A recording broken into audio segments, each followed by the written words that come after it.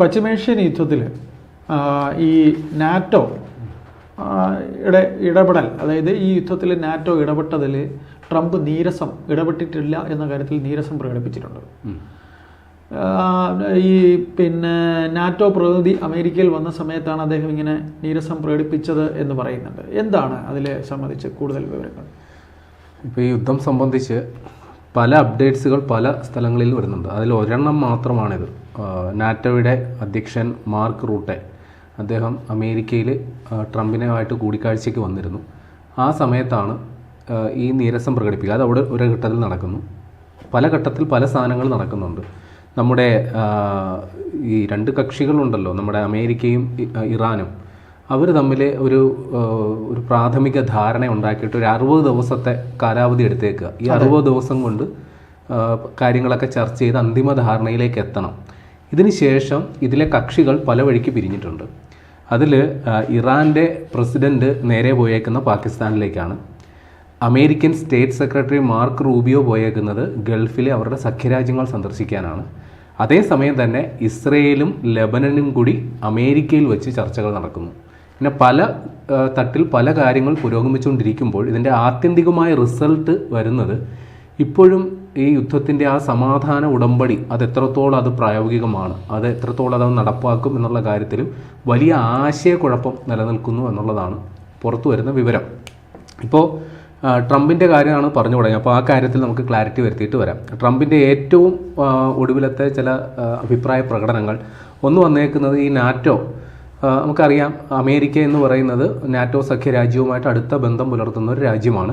ഇവിടെ ഇറാനുമായിട്ട് യുദ്ധത്തിന് ഇറങ്ങി പുറപ്പെടുന്ന സമയത്ത് ഇറാൻ്റെ ഈ നാറ്റോ സഖ്യ രാജ്യത്തിൻ്റെ സഹായമൊന്നും ഞങ്ങൾക്ക് ആവശ്യമില്ല, അല്ലാതെ തന്നെ ഞങ്ങൾക്ക് ഇത് യുദ്ധം ചെയ്യാവുന്നേ ഉള്ളൂ. ആദ്യത്തെ ദിവസം തന്നെ ഞങ്ങൾ ഇറാന് മേൽ ഏറ്റവും വലിയ വിജയം നേടി, അവരുടെ പരമോന്നത നേതാവിനെ അടക്കം വധിച്ചു. നാറ്റോ സഹായം ഇങ്ങോട്ട് ആവശ്യപ്പെട്ടില്ലെങ്കിലും വാഗ്ദാനം ചെയ്തില്ലെങ്കിലും അവർ സ്വമേധയാ വരുമെന്ന് ഞങ്ങൾ പ്രതീക്ഷിച്ചിരുന്നു. അത് വന്നില്ല. പിന്നെ പല നാറ്റോ അംഗരാജ്യങ്ങളും ട്രംപിൻ്റെ ഈ നിലപാടുകളെ പരസ്യമായി വിമർശിക്കുന്ന നിലപാടുകളൊക്കെ എടുത്തു. അപ്പോൾ അതിലൊക്കെയുള്ള അമർഷം ട്രംപ് രേഖപ്പെടുത്തുന്നുണ്ട്. അതോടൊപ്പം തന്നെ ഇറാനിൽ ഒരു സ്കൂൾ കെട്ടിടത്തിന് മേൽ ഒരു റോക്കറ്റ് ആക്രമണം ഉണ്ടായിരുന്നു. 175 കുട്ടികളാണെന്ന് തുടക്ക സമയത്ത് തന്നെ. അതിപ്പോൾ അമേരിക്ക നൈസായിട്ട് അങ്ങ് നിഷേധിക്കുകയാണ്. അത് അമേരിക്കൻ മിസൈൽ അല്ല അവിടെ പതിച്ചത്, ഞങ്ങൾക്ക് തെളിയിക്കാൻ പറ്റും, തെളിവുകൾ തരാൻ പറ്റും എന്നൊക്കെയാണ് അവർ പറയുന്നത്. പക്ഷെ വാസ്തവം നേരത്തെ തന്നെ ബോധ്യപ്പെട്ട സംഗതിയാണ്. അത് അവർക്ക് എത്ര നിഷേധിച്ചാലും പറ്റില്ല. പിന്നെ ഏറ്റവും ഒടുവിലത്തെ നിർണായക ഡെവലപ്മെന്റ് അമേരിക്കയിൽ തന്നെ ഉണ്ടായേക്കുന്നു. അമേരിക്കയുടെ ചരിത്രത്തിൽ ആദ്യമായിട്ട് അമേരിക്കയുടെ 2 ജനപ്രതിനിധി സഭകളിലും ഒരേപോലെ സർക്കാരിനെതിരായിട്ടുള്ള, അവിടുത്തെ പ്രസിഡന്റിനെതിരായിട്ടുള്ളൊരു പ്രമേയം അംഗീകരിക്കപ്പെട്ടു. നേരത്തെ ജനപ്രതിനിധി സഭയിൽ 435 അംഗ ജനപ്രതിനിധി സഭയിൽ 218 പേര് റിപ്പബ്ലിക്കൻ പാർട്ടിയും 215 പേര് ഡെമോക്രാറ്റുകളും, അങ്ങനെ നേരിയ ഭൂരിപക്ഷം മാത്രമുള്ള ജനപ്രതിനിധി സഭയിൽ ഈ യുദ്ധം ഉടനടി നിർത്തിക്കോണം എന്ന് പറയുന്ന പ്രമേയം അംഗീകരിക്കപ്പെട്ടതാണ്. അപ്പോൾ ഇത് സെനറ്റിലേക്ക് വരുമ്പോൾ അത് തള്ളിപ്പോകും എന്ന് നമ്മൾ കരുതി. സെനറ്റിൽ 100 അംഗ സഭയാണുള്ളത്. അവിടെയും റിപ്പബ്ലിക്കൻ പാർട്ടിക്ക് 53 സീറ്റുണ്ട്, ഡെമോക്രാറ്റ് പ്രതിപക്ഷത്തിന് നേരിയ ഭൂരിപക്ഷത്തിന് ഭരണകക്ഷിക്കുണ്ട്. പക്ഷെ അവിടെ ഒരു അട്ടിമറി ഉണ്ടായി. അവിടെ ഈ ഭരണകക്ഷിയിലുള്ള 4 പേര് ഈ പ്രമേയത്തിന് അനുകൂലമായിട്ട് വോട്ട് ചെയ്തു. അങ്ങനെ ഈ പ്രമേയം അവിടെ 50-48 എന്ന ഭൂരിപക്ഷത്തിൽ സർക്കാരിന് അതൊരു നിയമമായി മാറിയിരിക്കുകയാണ്. ഈ യുദ്ധത്തിൽ നിന്ന് അമേരിക്കൻ പ്രസിഡന്റിനെ തടയണം എന്ന ഒരു നിയമനിർമ്മാണം അവിടെ പ്രമേയം അവതരിപ്പിക്കപ്പെട്ടു. അപ്പോൾ അതിൽ റിപ്പബ്ലിക്കൻ പാർട്ടിയിലെ 4 പേര് ഈ പ്രമേയത്തെ അനുകൂലിച്ചു, 2 പേര് ആ വോട്ടെടുപ്പിൽ പങ്കെടുത്തില്ല.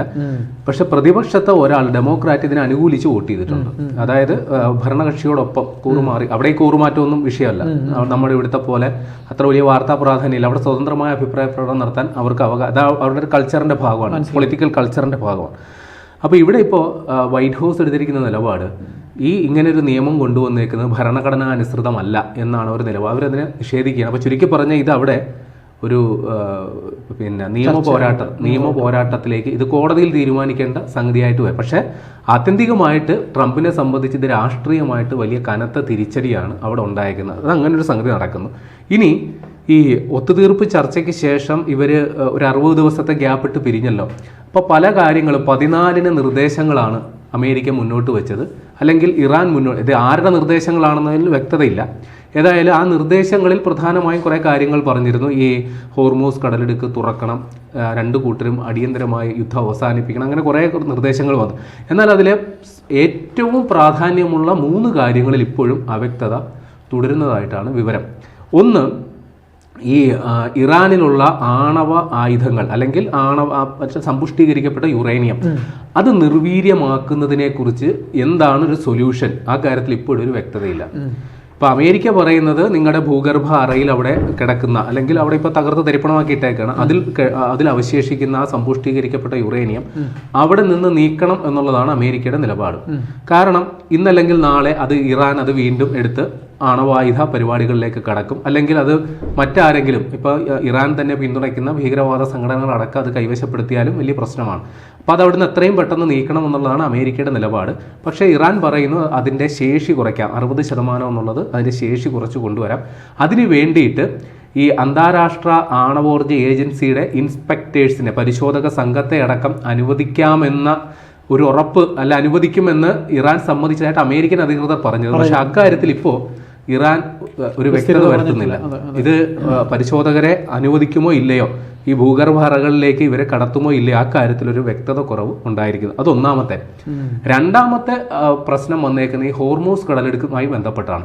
ഈ യുദ്ധമുണ്ടായ സമയത്ത് ഇറാൻ എടുത്ത നിലപാട് ഹോർമൂസ് അതിൽ ഞങ്ങളുടെ പരമാധികാരം സ്ഥാപിക്കപ്പെടണം, അവിടെ കപ്പലുകൾ കടന്നു പോകുന്നതിന് ഞങ്ങൾ ടോൾ ഈടാക്കും എന്നുള്ളതായിരുന്നു. പക്ഷെ അത് അമേരിക്ക പറഞ്ഞ് അത് ഒരിക്കലും അനുവദിക്കാൻ പറ്റില്ല എന്ന് പറഞ്ഞെടുത്ത് ഇപ്പോൾ ഇറാൻ മാത്രമല്ല തൊട്ടപ്പുറത്തെ ഒമാനും, അത് അമേരിക്കയുടെ സൗഹൃദ രാഷ്ട്രമാണ്, ഒമാനും ഇപ്പൊ ഇറാനോടൊപ്പം ചേർന്നിട്ട് പറയുകയാണ് ഇതിലൂടെ കടന്നു പോകുന്നതിന് ഞങ്ങൾ ചില ഒരു ഫീസ് ഈടാക്കാൻ, ടോൾ എന്നുള്ള ആ പേരങ്ങ് ഉപേക്ഷിച്ചിട്ട് ഒരു ഫീസ്, ഒരു സേവന നിരക്ക് ഞങ്ങൾ ഈടാക്കാൻ പോകുന്നു.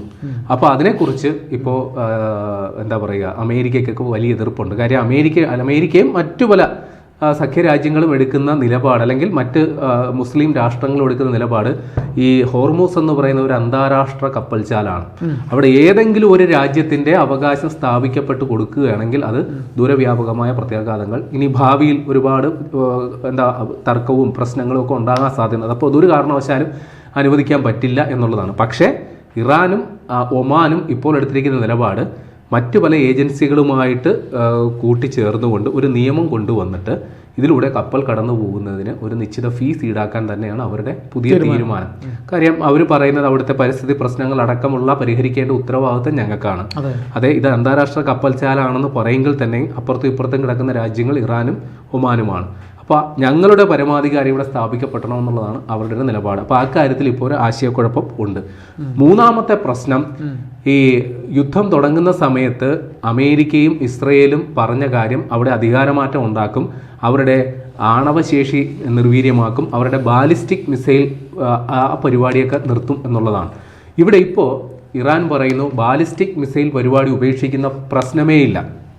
കാരണം ഈ യുദ്ധം നടന്ന സമയത്ത് നമുക്കറിയാം ഏതാണ്ട് 100 കണക്കിന് മിസൈലുകളാണ് ഇറാൻ ഇസ്രയേലിലേക്കും മറ്റ് അമേരിക്കയുടെ പല സഖ്യരാജ്യങ്ങൾക്കെതിരെ തൊടുത്തുവിട്ടത്. 1000-കണക്കിന് ഡ്രോണുകളും അയച്ചിരുന്നു. അപ്പോൾ ഈ മിസൈൽ എന്ന് പറയുന്നത് അത് ആണവ ആയുധ വാഹക ശേഷിയുള്ള മിസൈൽ വരെയുണ്ട്. അപ്പോൾ അതൊക്കെ ഇനിയും ഇറാന്റെ കൈവശം ഇരിക്കുന്ന ഇസ്രായേലിനെ സംബന്ധിച്ച് വലിയ അപകട ഭീഷണി. അതുകൊണ്ടാണ് അത് നിർവീര്യമാക്കണം, കുറഞ്ഞ പക്ഷം അതിൻ്റെ ദൂരപരിധിയെങ്കിലും കുറയ്ക്കണം. ഇപ്പം 1500 കിലോമീറ്റർ അല്ലെങ്കിൽ 2000 കിലോമീറ്റർ വരെ ശേഷിയുള്ള മിസൈലുകൾ ഇറാന്റെ കയ്യിൽ ഉണ്ട് എന്നാണ് പറയുന്നത്.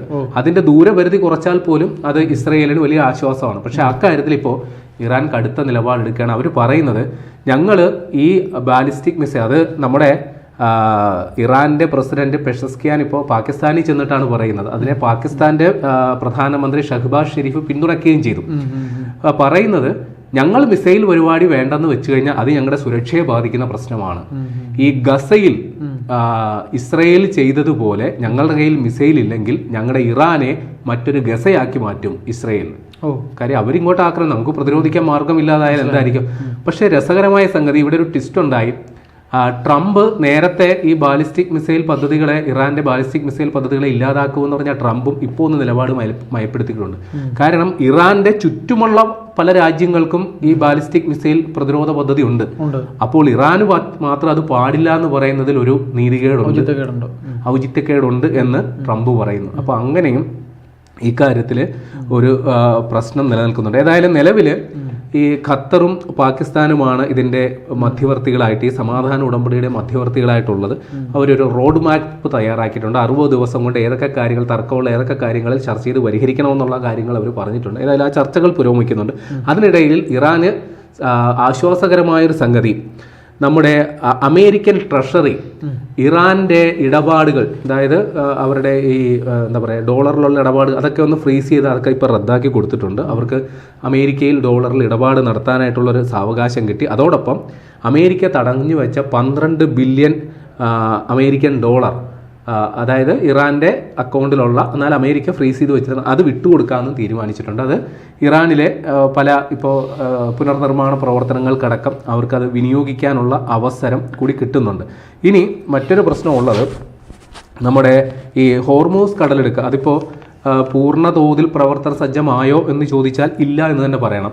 കാര്യം ട്രംപ് തന്നെ പറയുന്നു, കഴിഞ്ഞ ദിവസം പറഞ്ഞതാണ്, ഏതാണ്ട് 19 ബില്യൺ ബാരൽ ക്രൂഡ് ഓയിൽ അതുവഴി കടന്നു പോയിട്ടുണ്ട്. ഈ സമീപകാലത്തെ ഏറ്റവും ഉയർന്ന നിരക്കാണ് അതെന്ന് അദ്ദേഹം പറയുന്നത്. പക്ഷേ നേരത്തെ വന്ന റിപ്പോർട്ടുകൾ പ്രകാരം ഒരു ദിവസം അവിടെ 120 കപ്പൽ വരെ ഹോർമൂസ് വഴി കടന്നു പോയിക്കൊണ്ടിരുന്ന ഒരു ചരിത്രമുണ്ട്. പക്ഷേ അതിൻ്റെ 40% മാത്രമേ ഇപ്പോഴും പ്രവർത്തന സജ്ജമായിട്ടുള്ളൂ. അവിടെ ഇപ്പോഴും അത് പൂർവ്വസ്ഥിതിയിലാക്കാനായിട്ടുള്ള ശ്രമങ്ങൾ നടത്തിക്കൊണ്ടിരിക്കുകയാണ്. നമ്മുടെ ഐക്യരാഷ്ട്ര സഭയുടെ കീഴിൽ UN മാരിടൈം ഏജൻസി എന്ന് പറയുന്നൊരു, അതായത് അടിയന്തര രക്ഷാപ്രവർത്തനം, നമ്മുടെ ഇന്ത്യ അടക്കമുള്ള രാജ്യങ്ങൾ, അതിൽ ഇന്ത്യൻ നേവി അടക്കം അതിൽ പങ്കാളികളാണ്.